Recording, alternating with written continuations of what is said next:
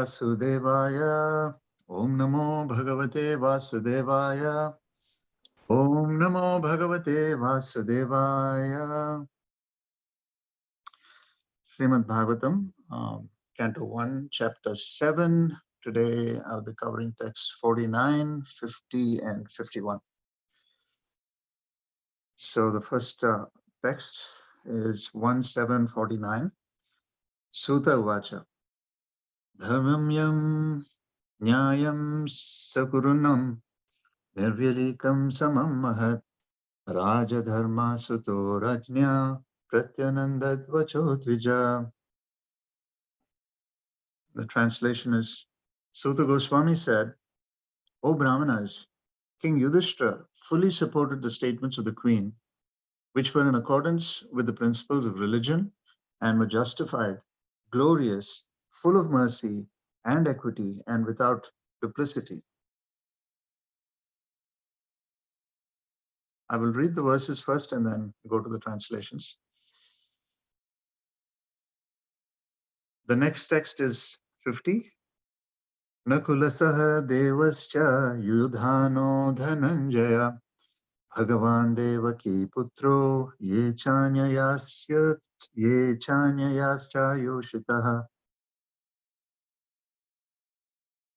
Nakula and Sahadeva, the younger brothers of the king, and also Satyaki, Arjuna, the personality of Godhead, Lord Sri Krishna, son of Devaki, and the ladies and others, all unanimously agreed with the king.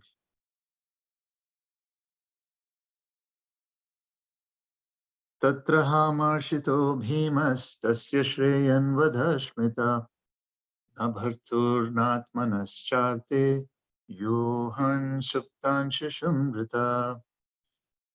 The translation for this verse is, Bhima, however, angrily disagreed with them and recommended killing this culprit who had murdered sleeping children for no purpose and for neither his nor his master's interest.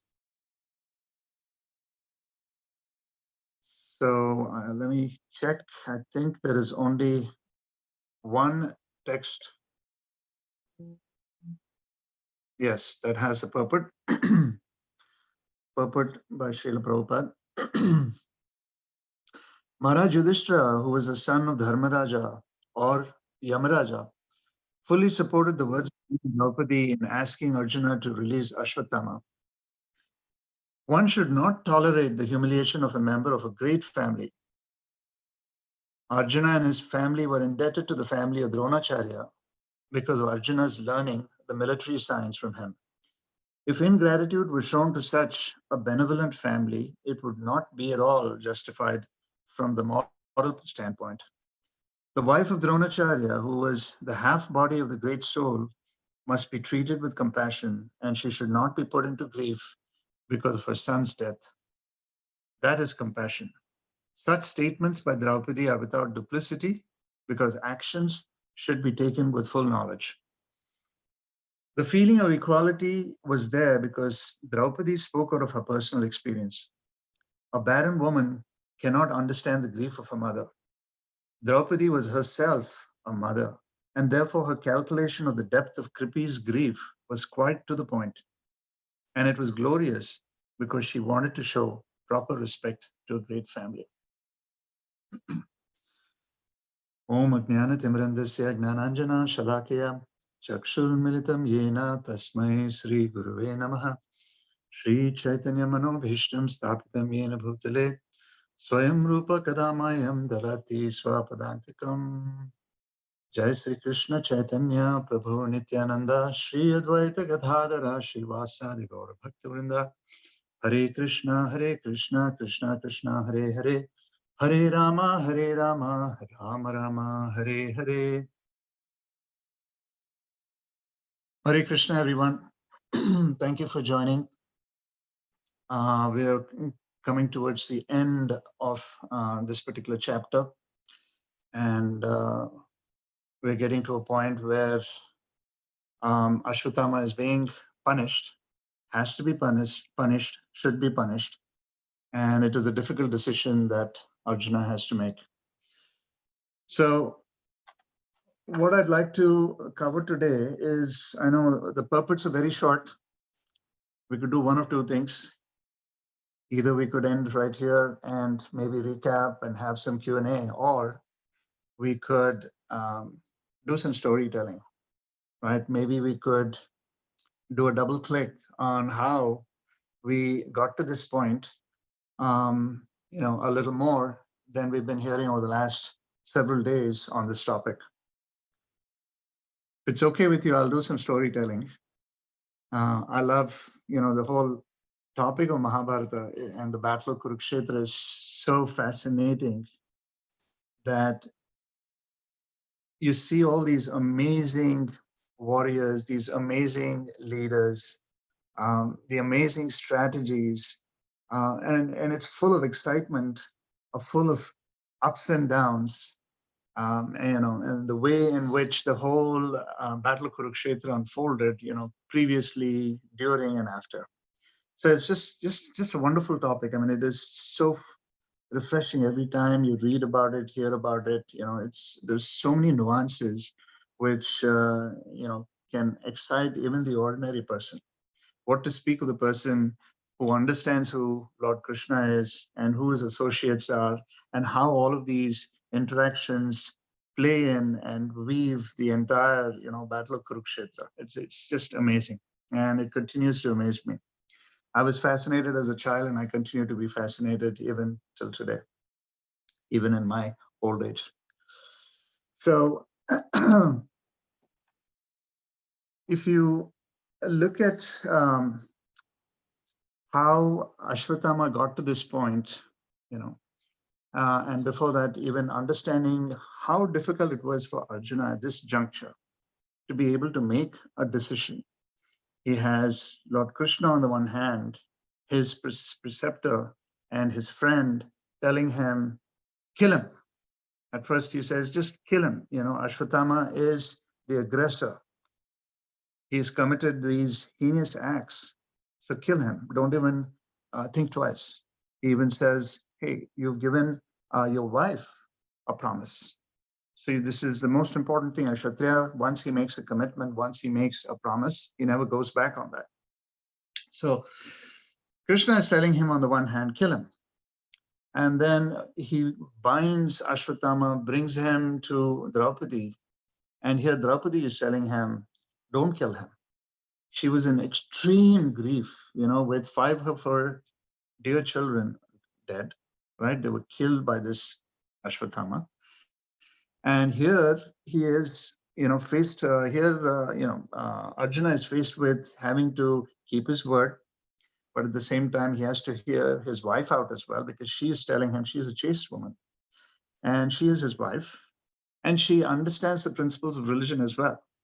So based on that strength, she's also able to look at it from the perspective of how a mother is experiencing grief, losing her children, and that would happen to Ashwatthama's mother, Kripi, as well. So she is in out of pure compassion, in spite of all the things that have been done to her and her family, she wants to ensure that Ashwatthama is released. So she tells Arjuna, just release him. I cannot bear to see him bound in ropes like this. And she says, how can you even think of doing something like this? I mean, look at the transformation. Just a few hours ago, she was sitting there in a yogic stance, sitting on the floor saying, I am not going to be moving even an inch if you don't come back, if this is not avenged, right? So Arjuna, go, bring Ashwatthama, kill him. So Arjuna is in this predicament, and she says, here she is now saying, please release him. He's the son of your martial teacher, Dronacharya. How can you even think of offending him? If you offend a Brahmana, you're going to be certainly innocent, nothing else. Okay, so this is happening, right? So Arjuna is in such a difficult situation. And here we're getting towards the end where, after making these powerful statements, Draupadi is also at a point where she convinces everybody, including the Lord himself. Krishna is also convinced. So he tells, Krishna agrees, Yudhishthira Maharaj agrees, Nakula and Sahadeva agree. And all of the people in the audience there all agree with the reasons that she gives him. And with that, Arjuna is now faced with the decision of should I kill or not kill, right? So I don't want to blow the thunder because this is going to follow right after this. But then um, Krishna makes one last statement, which makes it even worse for Arjuna, because all along he's been saying, kill him, kill him, kill him. And now he's saying, you need to kill, not only because he's even though he's the son of a Brahmana, but he's committed all these heinous acts, he should be killed. But at the same time, you need to take the principles of religion, listen to your wife, listen to King Yudhishthira as well, and you should, honor the principles of religion and spare him. So do what a Kshatriya should do. He doesn't give him any further instruction, right? So at this point, Arjuna is in a quandary. He has to try and figure out how best he can make both sides happen without, failing on his commitment as a Kshatriya. So that's a very difficult thing. And I think yesterday, Balaram Prasad Prabhu very beautifully, explained how decisions should be made, how a devotee should make, how a devotee makes these decisions. And, so this is a difficult situation for sure for Arjuna. So all this is happening, and I would like to just unpack, some of this. So in terms of the storytelling that I was thinking of, let's get into a little more into the detail. Okay, so let's find out what is happening. Let's do a small flashback as to how it all led up to this. So Duryodhana is lying on the battlefield. He is breathing his last. This is after his battle with Bhima. And Bhima broke his spine. And so Duryodhana is lying on in the battlefield. He's completely devastated, destroyed. He's in total pain. And those that are there, the Kaurava, the Kaurava army is also completely vanquished. People, their bodies, millions of them just lying everywhere. And here you have the soldiers that are, that are alive, fleeing for their lives, right? The few that are left. And, so all of this is happening, and the Pandavas have realized, that the war is over. Duryodhana is down, he's on his way out. It's just the last few moments, and he's going to give up his life.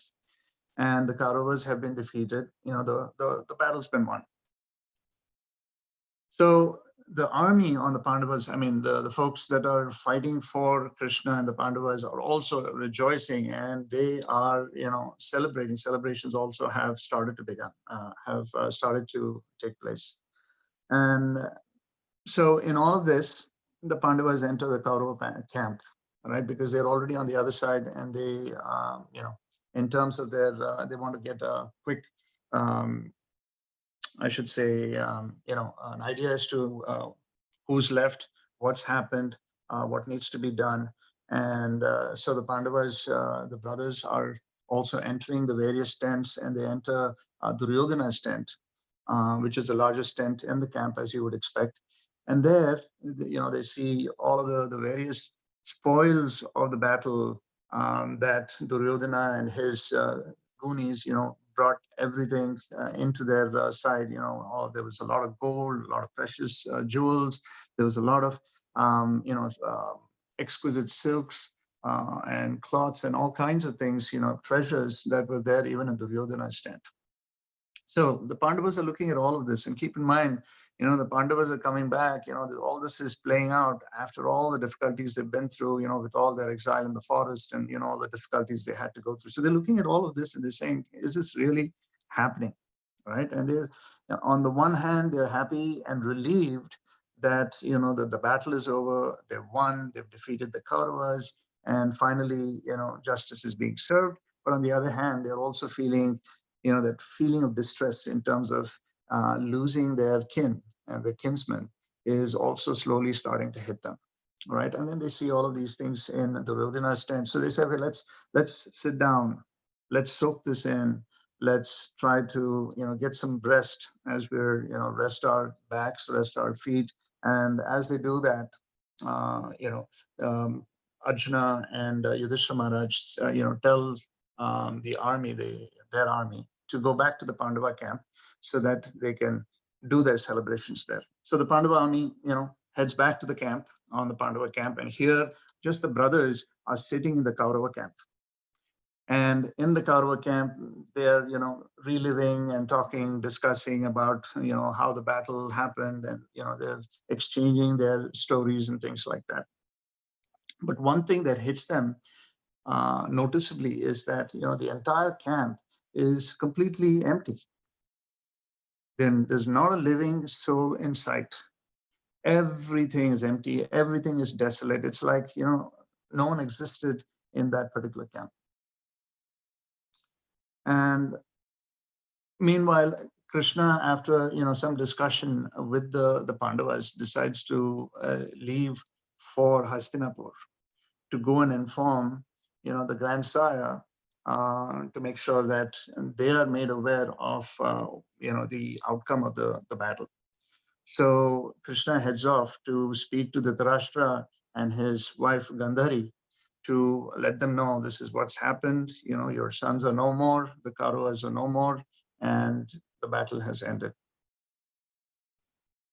So he heads off, and the armies of the Pandavas head back to their Pandava camp. And in the meanwhile, emerging from hiding, three individuals, three warriors from the Kaurava side, they come out. And basically, they are looking scared, obviously, because everything is gone. And they come close to Duryodhana, who is lying on the battlefield, and they come there to pay their respects to him because they know that he has just a few moments left before he leaves his body. And he's in great pain. He's writhing in a lot of pain. In fact, it is described, the scene is described that, as though a big sal tree, sal tree is like a massive oak tree that has fallen on the ground. It's this huge personality. Duryodhana was not a small, weaselly looking person. He was a huge, huge personality, both physically and otherwise. And he's in great pain, and he's barely able to move. And by the way, if you can guess, these three turn out to be Ashwatthama, number one, and along with him, his maternal uncle, Kripa, as well as Kritavarma. So, that was Kripa. Kripi is his mother.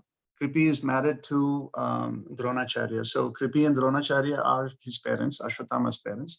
And Kripa is, let me take this back. It's Kripi who is his maternal uncle. And, and Kritavarma. Kritavarma was actually, the commander of the Yadu army. But when that split happened, Krishna gave his army to Duryodhana. And so therefore, Kritavarma ended up becoming, a commander for Duryodhana at one point and fought against Krishna and the Pandavas. And it's a very interesting twist right there. So then Ashwatthama offers, the words of praise and even laments and says, Duryodhana, you're such a great person. You were the one who could literally dance on the heads of thousands of people. You commanded such a huge army. You had all the wealth in the world.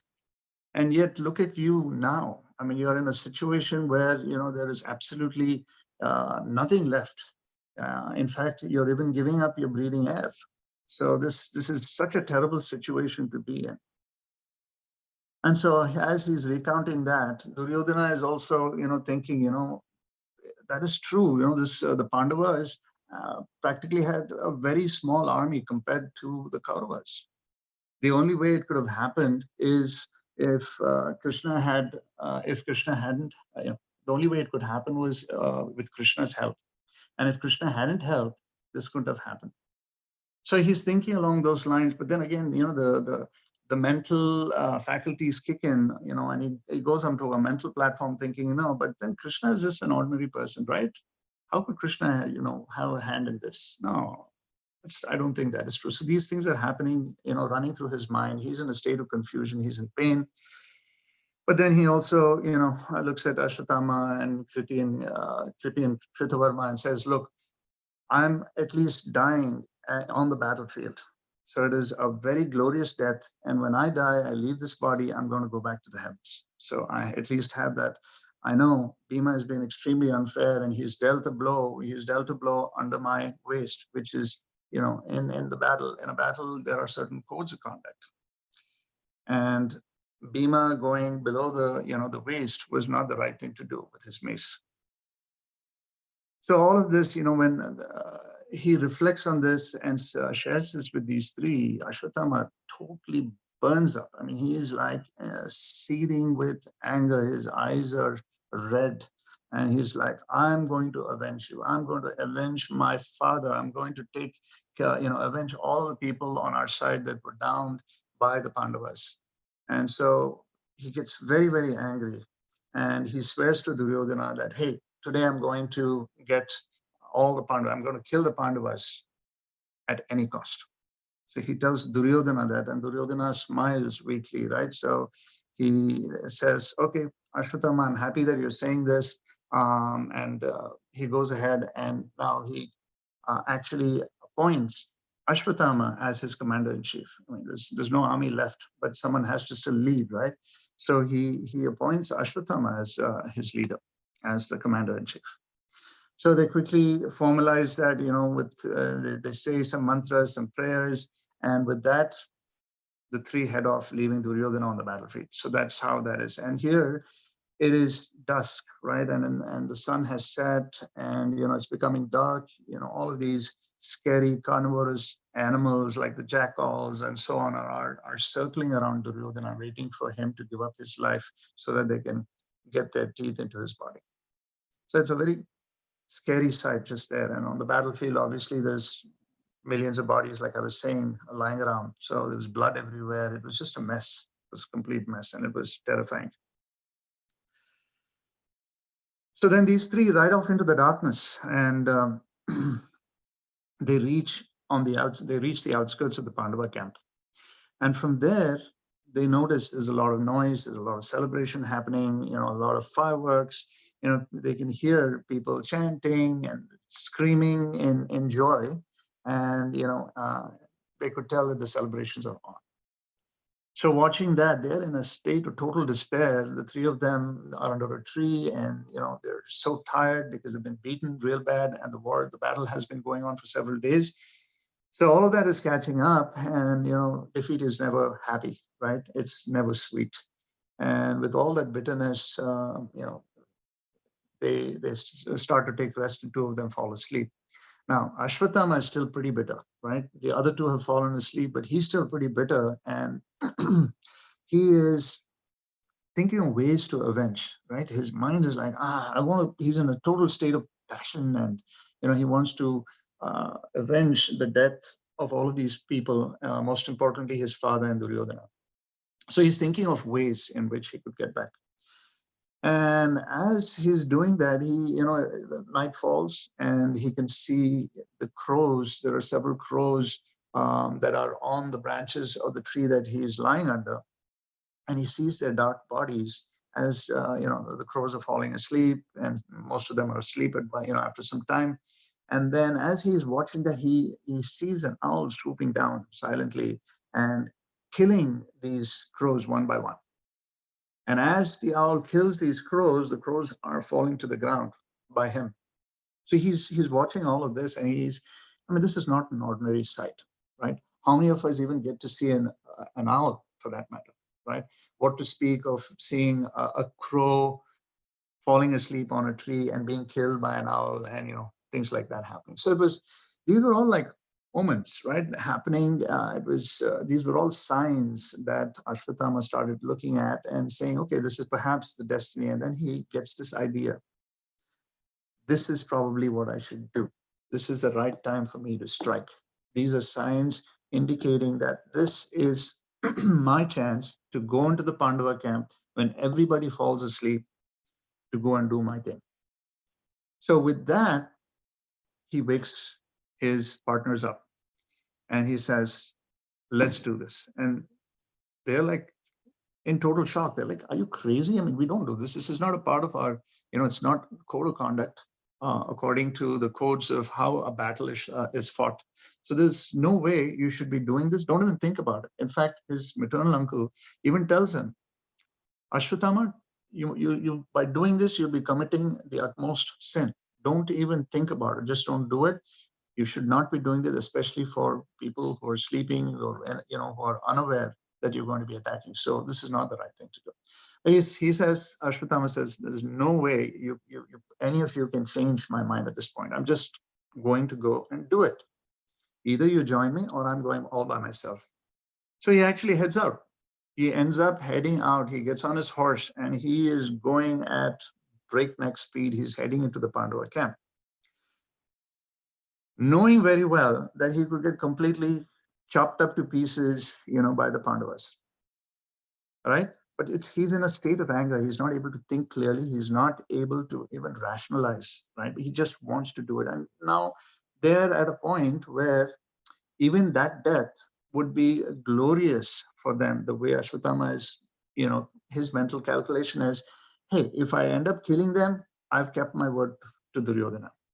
If I end up getting killed, then even then it is fine because I'm dying on the battlefield, and dying at the hands of the Pandavas is a glorious thing. So I'm definitely going to go back to the heavens, right? So he's thinking like that, and he's going at breakneck speed. He's going into the Pandava camp.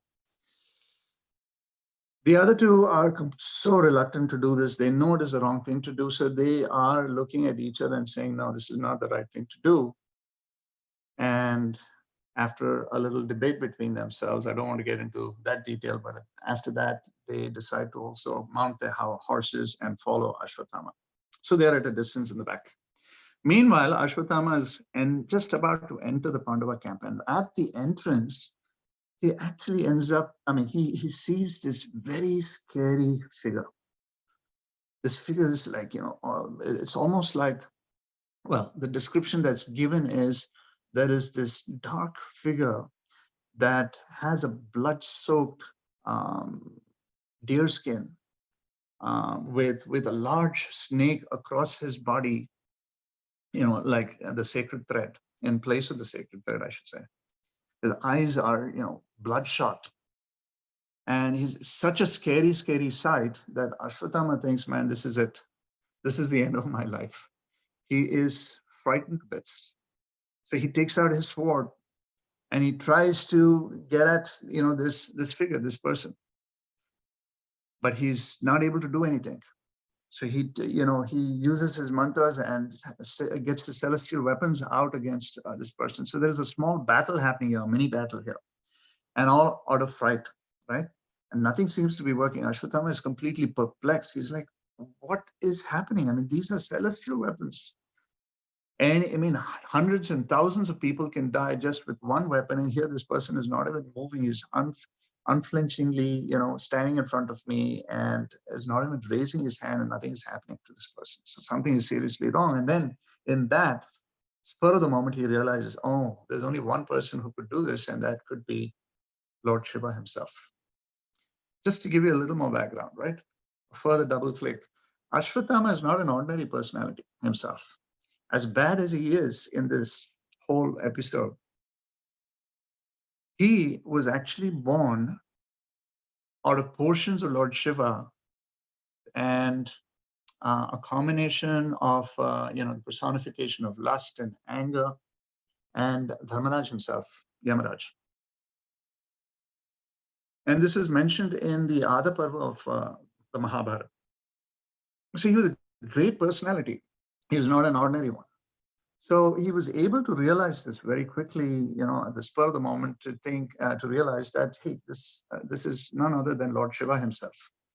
So immediately he drops his weapons, he falls to the ground, and he's on his knees, and then he's, paying his obeisances, and he's offering these wonderful prayers. And in the prayers, he ends up placating Lord Shiva. So then Lord Shiva, pleased with him, and Lord Shiva, is pleased very easily. And he never discriminates between the good and the bad. So Lord Shiva tells him, Yeah, it is. Thank you for, offering these wonderful prayers. And yes, I did help, the Pandavas. Wherever I could help, I helped the Pandavas. And that's how the Pandavas were also able to, defeat the Kauravas. But I did that because I love Lord Krishna very much and I love his devotees very much. And therefore, out of my love for Krishna and his devotees, I helped the Pandavas. So with that, he gives him, a sword that is so special and that is so empowered by Shiva himself. That he says, you can take this and you can kill the remaining Pandava army, the troops. You can go and kill them, and nothing's going to touch you. You will not be harmed as long as you have the sword in your hands.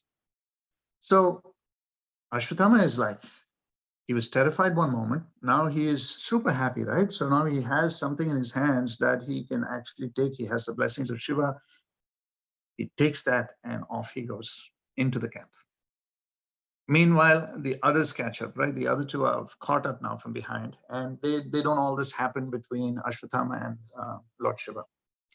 And Ashwatthama, prefers not to tell them about it. He just has the sword. He's going about his job. But he's extremely happy that his partners have joined him as well. So they make their way into the Pandava camp and they get to the tent where they get to the first tent which is relatively prominent compared to the others. And as he enters that, he realizes he's in Drishtadyumna's tent. Drishtadyumna was the commander and he was the one who killed Dronacharya. So this is like perfect for Ashwatthama, right? To avenge the death of his father. So he pulls Drishtadyumna out of his bed, holding him by his hair, drags him across the ground and kicks him in his chest and beats him on his face. And, he punches him and Drishtadyumna is completely shocked. He was, who's this? And, then realizes quickly that this is Ashwatthama. So he says, Ashwatthama, this is so cowardly of you. How could you do this? Hey, if you want to kill me, take that sword and kill me right now, right? Don't try to do this when I'm unarmed. Kill me if you have to do this and send me to the heavens. But Ashwatthama says, no, I'm not going to kill you that easily. And he continues to beat him, foul him with his punches. And Ashwatthama is a very strong person as well, and an expert in martial arts as well. So hits him in in all the right places and inflicts a lot of pain and finally kills Drishtadyumna. Okay, it was very, very sad, right? So that happens. So he doesn't stop at that. Ashwatthama then heads to the tent next to Drishtadyumna's, which is much larger. It's decorated with, some special flags, and there are ornaments and things like that on the outside, which clearly indicate that this has to be the tent of royalty. And as he enters the tent, he sees 5 people sleeping. And he says, oh my God, this is great. I mean, there's absolutely nothing stopping me at this point. So he takes his sword and he says, these are the Pandavas. They're in, this is the best time for me to kill them. And he just takes his sword and goes one by one by one by one. And he kills these 5.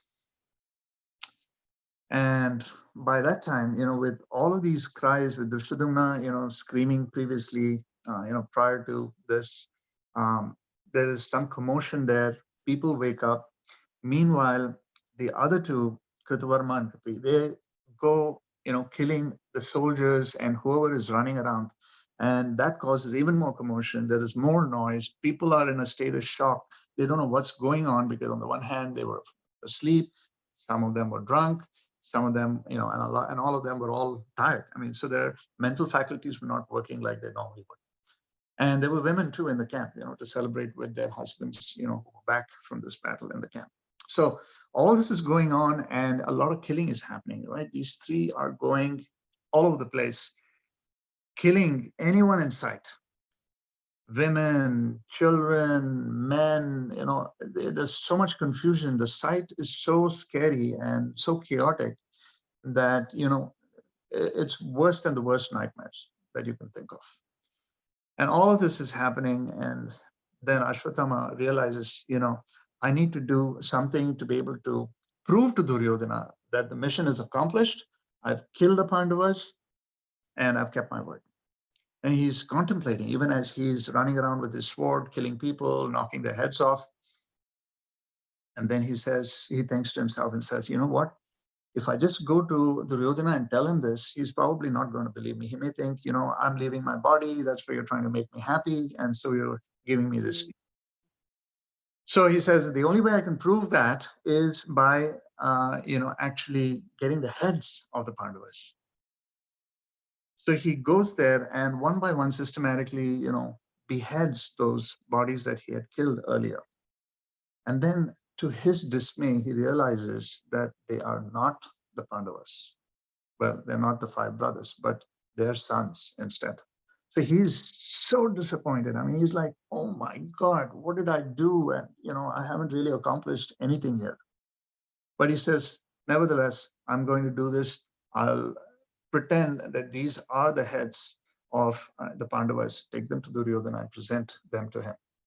So he manages to get out of the camp with the heads of these five children, and he takes them to Duryodhana.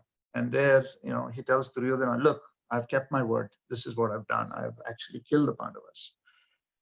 Duryodhana smiles and he gets up to greet him, but he's in so much of pain. And then he, actually says, let me see the heads. And Ashwatthama even takes out one of the heads from the sack that he's carrying with the five heads, and he holds it by the hair and he gives it to, gives the first head to Duryodhana. And Duryodhana, he's such a powerful person. He looks at that head, and as he's looking, he is also squeezing that skull with, so much anguish, so much anger, and he wants to take revenge, right? And he's so disappointed with everything that's happened that he, the whole, the plight of his defeat. And he squeezes and crushes the skull, and the skull collapses under his strength. I mean, it's even with so much pain, and he's about to leave his body, just imagine, he's able to crush the skull with his bare hands. And it also speaks about how cruel a person can be, how demonic a person can be. I know I'm going a little over time here. I'm about 9 minutes over. I just want to make sure today is a Saturday. I hope everyone's okay. Today's 1 hour class, Prabhu. Oh, okay. Until 8 o'clock time. Okay. So then I'll continue. So then Duryodhana realizes these skulls, if they were the heads of the Pandavas themselves, they are so hard. There's no way I could have crushed them this easily. And that's when he realizes these are the children of the Pandavas and not the Pandavas himself. So he gets so angry with Ashwatthama and he screams at him in pain and says, you cheated me and this is not the right thing to do. He's so disgusted with Ashwatthama. This was a heinous act. He says, very cowardly. Even for Duryodhana to say that is something else. I mean, think about, how just a few moments ago he was crushing this, the skull with his bare hands. So disgusted as he is, he tells Ashwatthama to leave his sight, his presence, and then he gives up his body moments later on. So that's how that ends, right? Now, at this point, Ashwatthama leaves, but he leaves only to disguise himself because he knows now that he's done this, the Pandavas are going to get after him and they're not going to spare him at any cost. Meanwhile, the Pandavas are still in the Kaurava camp, right? Remember where we left off? The Pandavas were in the Kaurava camp while the rest of the folks were back in their Pandava camp. But then all of this happened and they were killed. They were massacred by these three. But somehow one of them escapes and comes and reports, comes back to the Kaurava camp and reports this to Yudhishthira Maharaj. So Yudhishthira Maharaj has just, woken up, offered his prayers, and gone through his morning rituals. And as he was finishing, this charioteer comes there and says, this is what happened. The Shridumna's charioteer, actually. and says, this is what happened. Drishtadyumna is dead. All the people in the camp are killed. And this is what Ashwatthama did. And with that news, Yudhishthira Maharaj is in total distraught. He can't believe what he's hearing. So he falls to the ground. And with that, the others also come into the picture. The Pandava brothers come to the picture, and then they find out, they get the same news, and they're also not happy at all, and in such a state of sorrow that they just cannot believe what they heard. They had completely, accepted the fact that they had defeated the Kauravas, the battle was over, and there was going to be happiness after that, right? Long-lasting joy. They never even dreamt that this was going to happen, especially the night before. Okay, fast forward. So Yudhishthira Maharaj tells Nakula, says, go get Draupadi quickly to the Pandava camp. Let's meet there and let's break the news to her, as sad as it is. And so Nakula goes away, on his chariot to bring Draupadi, and then the Pandavas leave the Kaurava camp and head back to the Pandava camp so that they could all meet there and assess what's happened. And when they arrived there, the site, like I said, was a total mess. There's blood everywhere. There are body parts everywhere. There are bodies lying everywhere. And, the plight of, the few people that were in hiding and had managed to escape, hearing their cries was breaking the hearts of Yudhishthira Maharaj and everybody else. Bhima was completely inflamed. Arjuna was completely in a state of anger now. He went from sorrow into anger. Now he really wanted to, completely kill Ashwatthama and cut him to pieces. So Yudhishthira Maharaj says, I'm going to avenge, I'm going to go after him. So Yudhishthira Maharaj heads off first.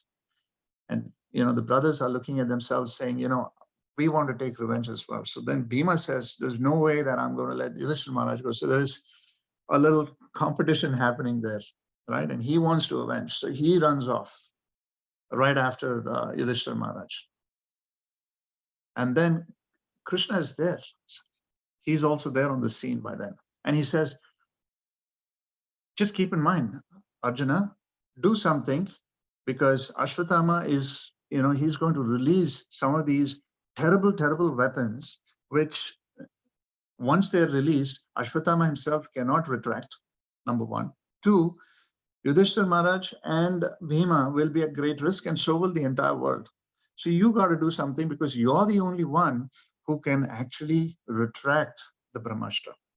So he says, Arjuna, go at once, make sure that you get ahead of them and you stop this from happening.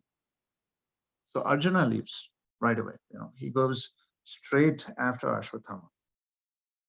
And when he, and the scene is this, when Arjuna goes looking, and the Pandava brothers are intelligent too. They know that obviously Ashwatthama is running for his life, and he's not going to go to, he's not going to be visible, in areas or in places where people can see him and identify him easily. So he actually removes all of his body armor, the battle armor, and he goes to the banks of the Ganges. And there are sages, rishis, who are actually meditating there, as they do normally on the banks of the Ganges. And he, goes and sits among them in total, away from the rest of the world. So he's in hiding there. Fortunately for Arjuna, he's able to spot him. And when he arrives there, just as he's arriving, Ashwatthama notices that Arjuna is there. So he's like petrified, right? And he realizes that the best way to get out of the situation is to release the Brahmastra. So he says his mantras and releases the Brahmastra right then. And as he's doing that, Vyasadeva is among one of those rishis as well. So he turns to Ashwatthama and says, what have you done? And he's saying, hey, Brahmana, how could you do this? This is going to destroy the world. And Ashwatthama becomes silent, because he realizes after he releases the Brahmastra, it was too late by then, right? And he does not know how to retract the Brahmastra. So he's looking at Vyasadeva in silence and realizing that, oops, I made a mistake, but it's too late. So this is again, yet another mistake that Ashwatthama makes after killing those 5 innocent children. But he did it in a state of despair, right? So he's not able to use his mental faculties, right? And he makes the wrong decisions at the wrong time. Anyway, so now the Brahmastra has been released. Arjuna sees that, and then he turns to Krishna because now there is this huge plume that is about to destroy the entire world. There's so much light and heat that is scorching everything, every living entity, including the trees, animals. So Arjuna turns to Krishna and says, Krishna, what do I do? He turns to his preceptor, knowing very well that, he could retract, he not retract someone else's weapon, in this case, that he could also release a Brahmastra. So Krishna advises him at that point and says, the only way you could do this is neutralize Ashwatthama's Brahmastra with your Brahmastra and then retract both of them. So Arjuna immediately gets to work and releases his Brahmastra. And both these Brahmastras meet in the skies, and there's even more light and heat. But then Arjuna very expertly retracts both of them at that point, and he tries to bring it back. But before that happens, another thing also, an important thing is Ashwatthama realizes that he cannot retract the Brahmastra. So what he does is he actually redirects it, knowing that Uttara is pregnant. Okay, so he wants to vanquish the Pandavas, right, for good.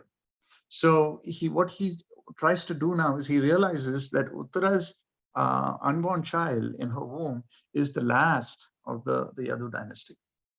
So if he does that, everything is done. And also another important point is that Shiva, when he meets Shiva the previous night, just before entering the Pandava camp, Shiva also tells Ashwatthama that, these, the Yadus are destined to meet their end soon.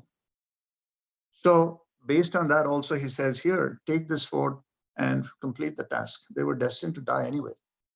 So that's also, because I was thinking, why would Shiva, being such a devotee of the Lord, of Krishna, give Ashwatthama the sword to go and kill and empower him to go and kill the Pandavas? So Shiva's point is that, they're destined to die anyway. So here, take the sword and complete the task. Okay.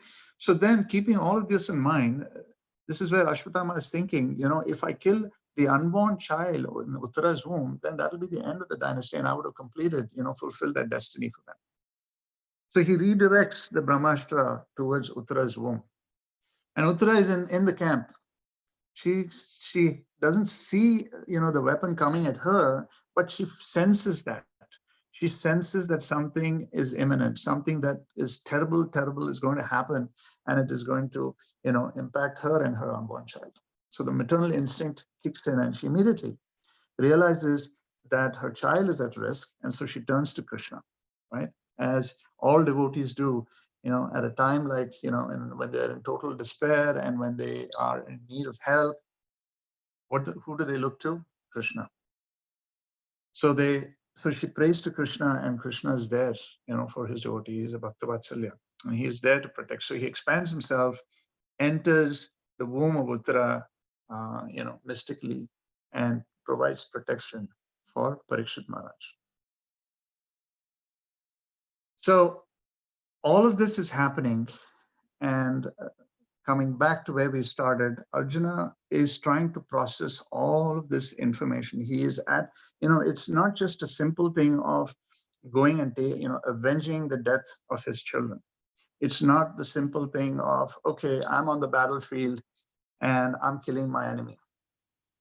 We're talking about all of these various things that have played into this whole picture and created an equation that is so complex that for any ordinary personality, for any ordinary person for that matter, it is so difficult to even think rationally. And if he had acted like Ashwatthama did, acting on his impulses, or with the anger that Bhima exerts normally, it would have all been over in a flash, and the wrong thing would have been done. And Krishna was also encouraging Arjuna initially to kill Ashwatthama, only to test him, only to test, because the Lord tests his devotees and, exemplifies, their beautiful qualities, their intelligence and their devotion and their righteousness. So Krishna did that and he kept Arjuna in check as well. I mean, he wanted Arjuna to shine at that moment. But if you put yourself, if any of us just put ourselves in that situation, you can just think about how perplexing it is and how easy it is at the same time to make an irrational decision and do the wrong thing. We go through decisions throughout our day, every single day, right? There are some decisions are simple, some are extremely complex, but nevertheless, there are multiple decisions that we make, but nothing compared to this situation. And even the simple decisions that we make, I can speak for myself, maybe 1, 2, 3 out of 10 maybe turn out to be the right decisions, right? Has to be done in the right consciousness. So the question is, how do we keep ourselves in the right state of mind to keep Krishna in the center and not ourselves? Because we get so covered by the material energy and we're so influenced by the external energy that we forget who we are and where Krishna is. At that particular moment, if you don't do the right thing, if you're not putting Krishna in the center, then everything is lost. And of course, nothing happens without the sanction of Krishna. Okay, so there are certain things where Krishna makes things happen for certain reasons. So there's a place. So even during the entire Mahabharata, Krishna does certain things to ensure that the battle is, taking its own course under Krishna's sanction for all the good reasons, right? And as contradicting as it may sound, there are very good reasons as to why Krishna does that. So there are several different contradictions, and that's a class by itself, but there is a good reason why Krishna does that. But as a devotee, we need to be cognizant of the fact that Krishna needs to be kept at the center of everything that we do and how we conduct ourselves, even in our everyday lives, more so in our everyday lives, because that's when we're, like I said, we're making decisions all the time. So let me pause at this point and see if you have any questions. I know I spoke a lot. The story continues. There's a lot of good things that happen, and Arjuna's decision to do what he right after this, and how he handles the situation so expertly and pleases everybody, including Bhima. Even Bhima is pleased with the action, the decision that Arjuna takes. So we have a few minutes. Let me see if I can answer any questions, any comments, and hopefully I won't try and confuse you even further.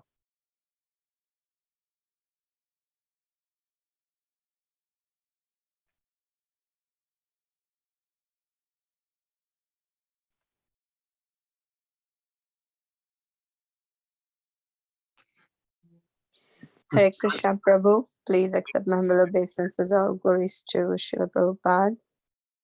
Thank you for this really nice backdrop of explaining the whole what was going on, almost like behind the scene kind of a thing. I felt like there were so many details you shared that I had no idea how this whole scene had played out, because we only know what's in the Bhagavatam.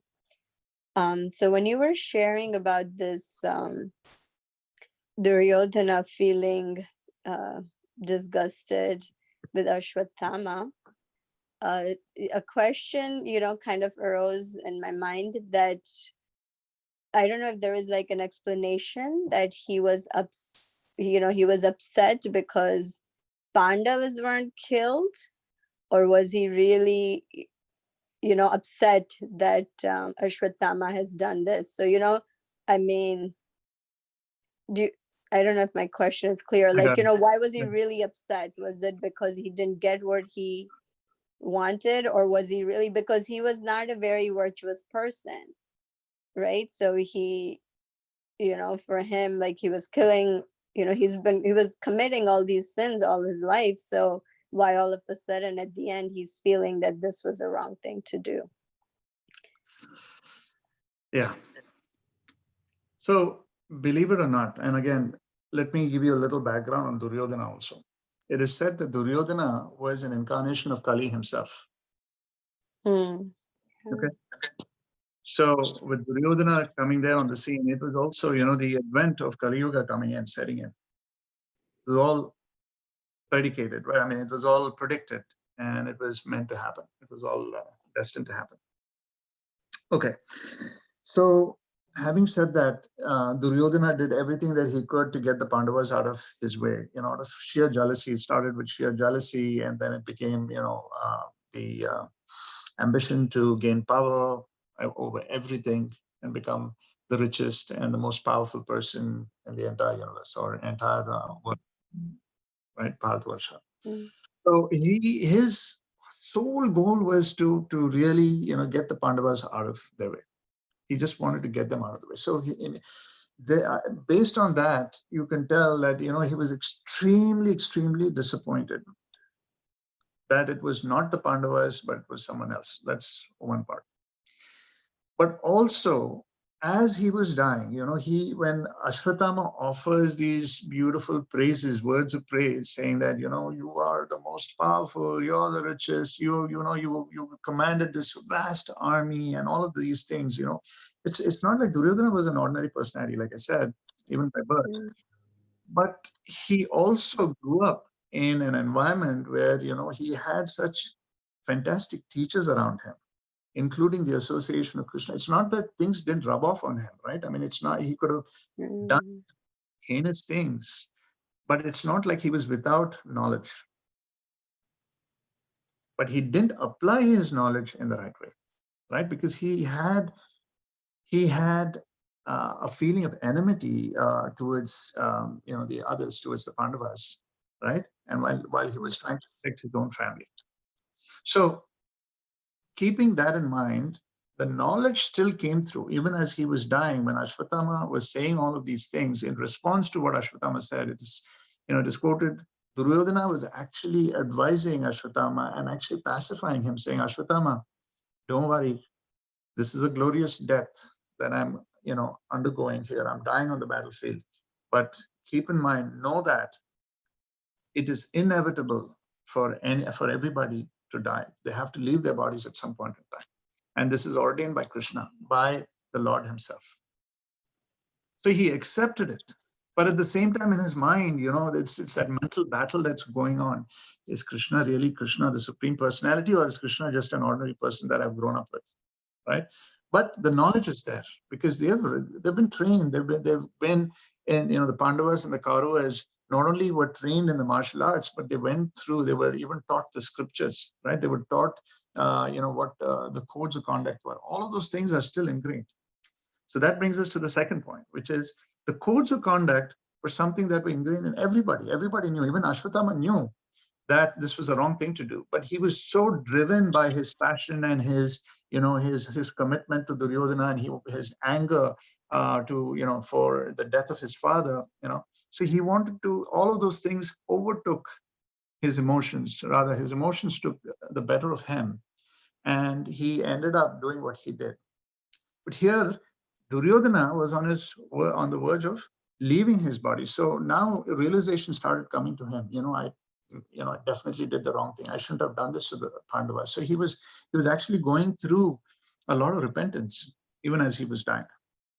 And then comes Ashwatthama with, the heads of children and not, the Pandavas. So things of code of conduct and being disappointed that it was not the heads of the Pandavas, but their children instead. Now, all of these things obviously played into this whole thing. And he was disappointed. So to answer your question, the short is it's a combination of both, in my opinion. Based on what I've read and I know, they say, even the reading I was doing from the Mahabharata, it's said that Duryodhana was at a point where he was actually recognizing the fact that we all have to leave our bodies, and this is, there is the supreme controller, and we all have to, follow the sanction of, Krishna's plan, in other words. And there are certain things that we should and should not do on the battlefield, right? So these things all played in. Yeah, that's really helpful, Prabhu. Thank you. Even these great people, believe it or not, for instance, Hiranyakashipu as well, when he is, sending his, performing the final rites of his brother that was killed, Hiranyaksha, who was killed by Lord Vishnu, he is telling and giving a lecture to his, his kith and kin, by the at the funeral, speaking about how we are the soul and we are not the body, and, giving all this knowledge about what the soul is all about and what the super soul is all about and what our constitutional position is. I mean, even Hiranyakashipu was knowledgeable in these things. Even demons are. But that's what makes them the demon, right? Because they have the knowledge and they don't use the knowledge in the right way. Their personal gain, their personal ambition, and their own, they still identify themselves with the body. They're not able to apply that knowledge. That Vijnana is missing, and therefore think of themselves as the body, and they put themselves in the center as opposed to Krishna in the center. It goes back to that. So yeah, these demons are also knowledgeable, and they know that they're doing the wrong thing, but in the spur of the moment, they're not thinking rationally, and they end up doing the wrong things. Mm. That's a good lesson for all of us, right? Because we are constantly bombarded by the modes of material nature. So we need to keep that in mind all the time. And that happens through practice. And that happens by, and that's where, the practice of chanting comes in, because being in the association of devotees and chanting and doing the right things, we get into a habit of being in a sattvic mood, no matter where we are, even at work, even if your boss is jumping up and down, you don't get upset. You realize this is completely external to you. But that takes a lot of practice. I mean, I'm saying this, but I get pretty upset, during the day. It may not manifest itself in, my screaming back or doing something, crazy.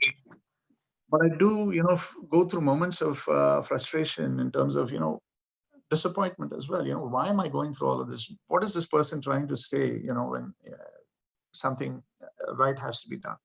So that will happen. It's a journey. We have to continue to chant. We continue to stay in the association of devotees. And that's the only way we can maintain this mood of being in a sattvic mood, so that we can establish some stability and some peace within ourselves. And that will then start spreading across to everybody else as well around us.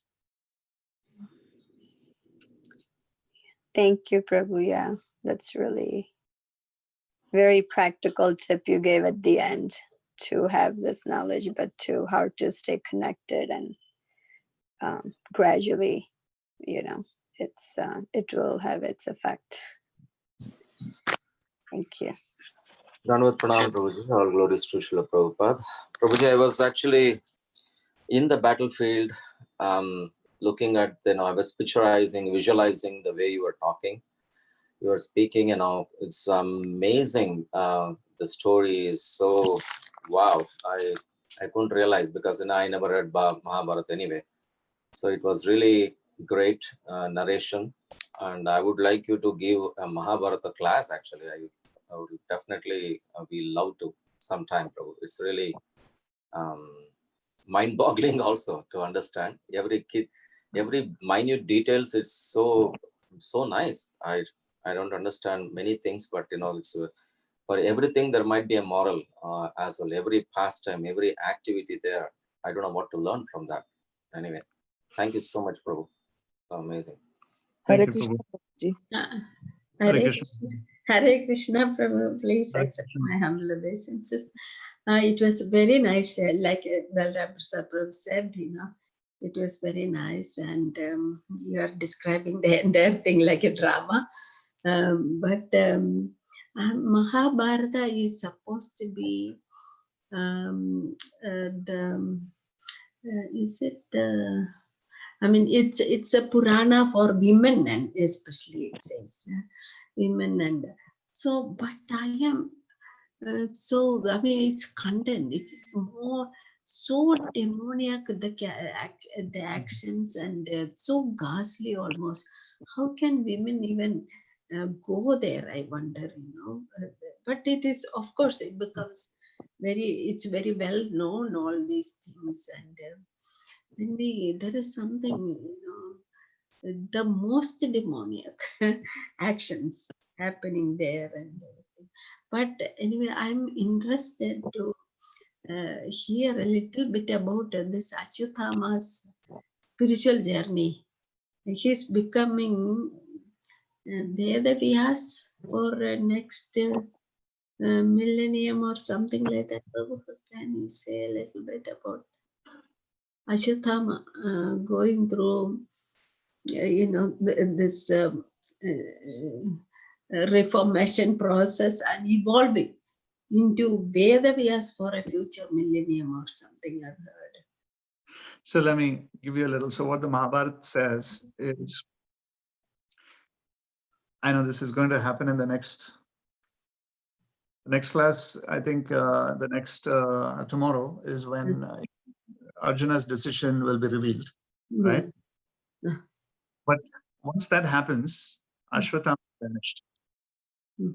So talking about his spiritual journey forward, or I should say his journey forward, Krishna actually admonishes him and tells him, you will not only lose all of your powers, but you will also lose all of the, your bodily, your features, you will become so, ugly, and your skin will be full of pus, and, all of the worst things that can happen in terms of your bodily features. You will be in pain. No one will want to come anywhere close to you. You will be driven into the forest for the next 3,000 years. For 3,000 years, you will continue to suffer this life in this body, in the state that you're going to get into right now. And banishes him. And so Ashwatthama goes away into the forest. We don't know what happens after that, right?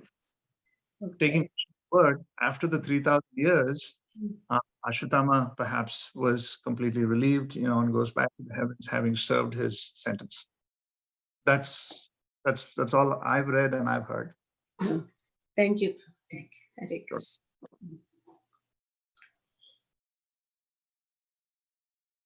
I know we're about 9 to 10 minutes over, so Lingaraj Prabhu may have left. Are you still there, Lingaraj Prabhu? Maybe not.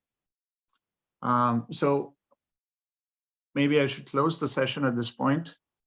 And if you have any other questions, feel free to text me, or, that would be great to hear back from any of you.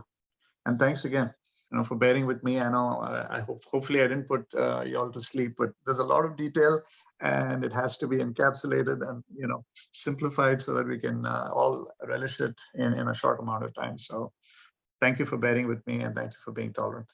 Thanks. Hare Krishna. Srila Prabhupada ki jai. Hare Krishna. Thank you, Prabhuji. Thank you, Prabhu. You actually didn't put us to sleep. It was very captivating. And I also felt that you should keep going. I want to hear more. I want to hear more. It was really wonderful. Thank you. Thank you so much for your encouragement. Thank you.